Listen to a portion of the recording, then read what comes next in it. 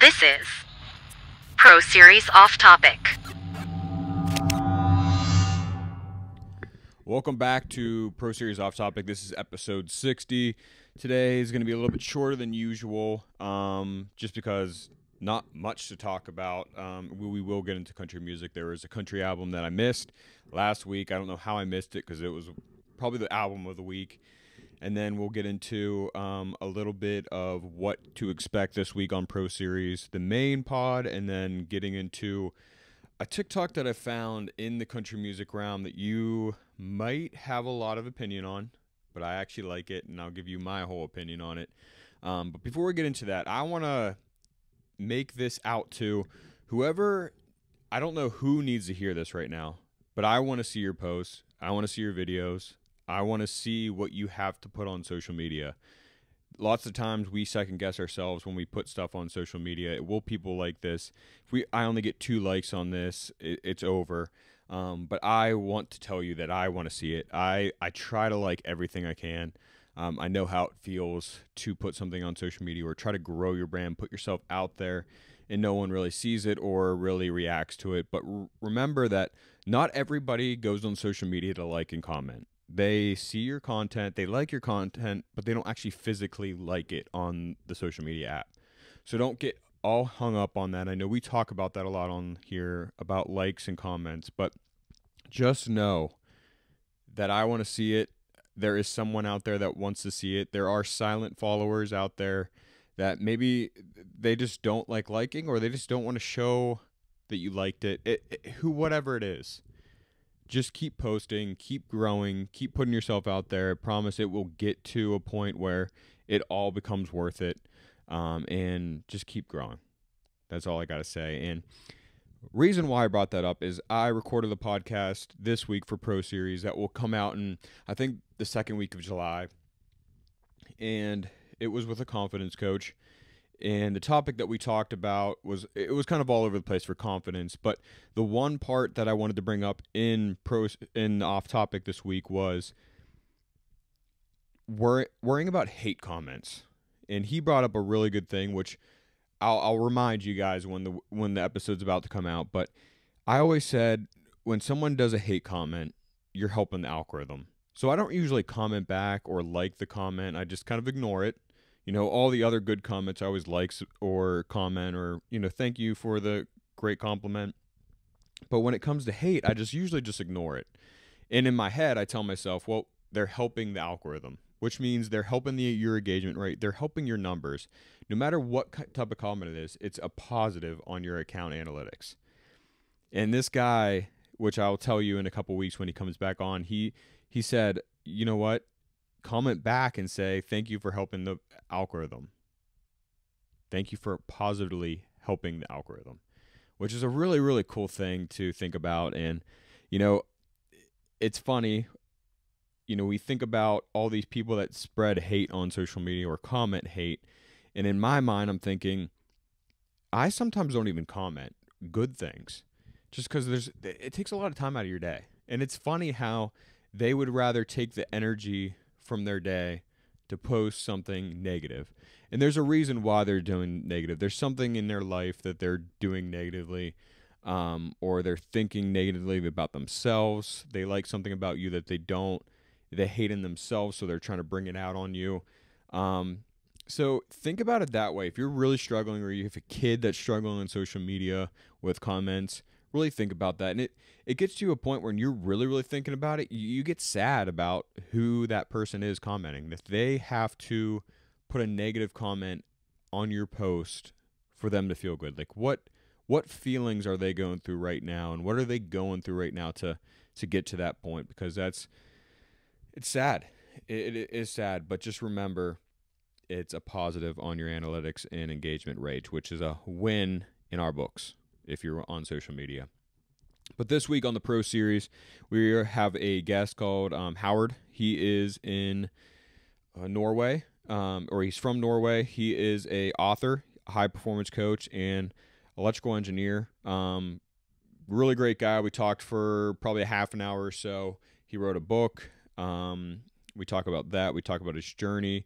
He was an addict before, so kind of coming from that standpoint of how to get out of that and how he did get out of it. His story is very inspirational, so definitely stay tuned to that. It's a lot different of a podcast than I have ever done, but he's an author of 2 books, and we talk about if he's going to keep it going. But definitely you might want to watch this one. But that's all I have for the main topics this week. Like I said, it's going to be short.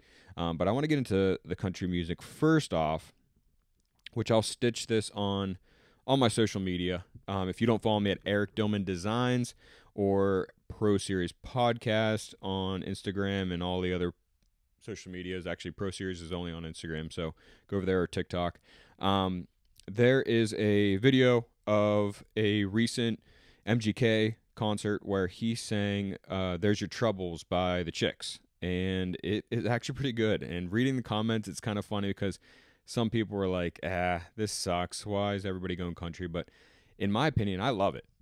I love how all of these artists, I mean, for my whole life, I've loved country music, and there's very few growing up that actually liked country music in my bubble, other than my family and a couple outside friends. But everybody else just hated it. They always hated on it. They're like, I'd rather listen to whatever, nails on a chalkboard than listen to country music.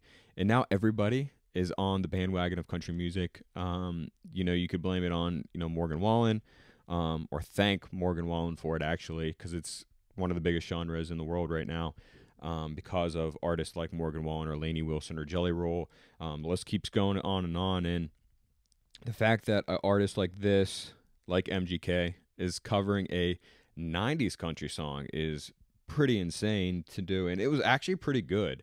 I'll stitch it here on my social media, but yeah, take a look at MGK covering the Chicks, There's Your Troubles. Yeah, I mean, there's all these people are wanting a studio version of it, and I have a feeling that MGK is going to start, go into that Post Malone type of feel and get into the country music stuff. But honestly, go check this one out. And the TikTok that I will be stitching is from username MGK, or it's MGK Magic. It's posted a day ago. Go check that out. It's a great cover. I want to hear a whole version. But let's get into the country music new releases of the week. Last week, I forgot to talk about the album of the week. The album that I think is insane. I love it so much. Shimbuzi from multiple, he's huge on TikTok right now, right? And he has this new album. If I could find it.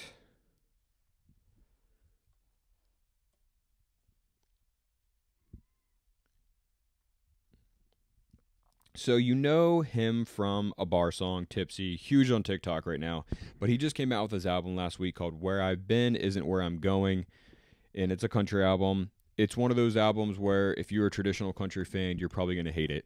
But if you're open-minded and actually like music and, know that genres aren't really like a territorial barrier, you're going to love this album like myself. Obviously, lead single, a bar song, Tipsy, great. It's huge on TikTok, huge in the world right now. But probably other songs that you need to listen to is number 3 on the record, Last of My Kind with Paul Cawthon. Number 4, and Annabelle is a great song. And he also has a song with Noah Cyrus called My Fault. Go check that album out. It's honestly the album of the week. I totally forgot about it last week. And it doesn't make sense why I forgot about it, because I was listening to it all day Friday and Saturday, and I didn't post or record the off topic until Sunday. Maybe it just wasn't on my screen for listening to, but go check that out. Next up, releases for this week. Luke Combs is announcing his new album coming out in a couple weeks, but he came out with the first song off of his new album called Father and Sons, The Man He Sees in Me. I'm really excited for this new chapter in Luke Combs' music, just because, he has 2 sons now. He's lived a lot more life with the kids, and I think that's going to show in the music, and I love that. There's nothing more disappointing when an artist comes out with the same record over and over again. And I think Luke Combs is really changing it up, and I love that. I can't wait for If it's anything like this first song off of Father and Sons, I'm going to be a happy guy. Next up, Zach Bryan releasing another song 2 weeks in a row from his upcoming album. This song is called Purple Gas. It is with Noel Hoffman, newer artist, or a new artist to me. I have to say that because I hate saying newer artists, and they've been, grinding it out for 10 or 15 years, and I just didn't know about it, and I just feel like it's an insult, so I'm sorry. Newer artist to me.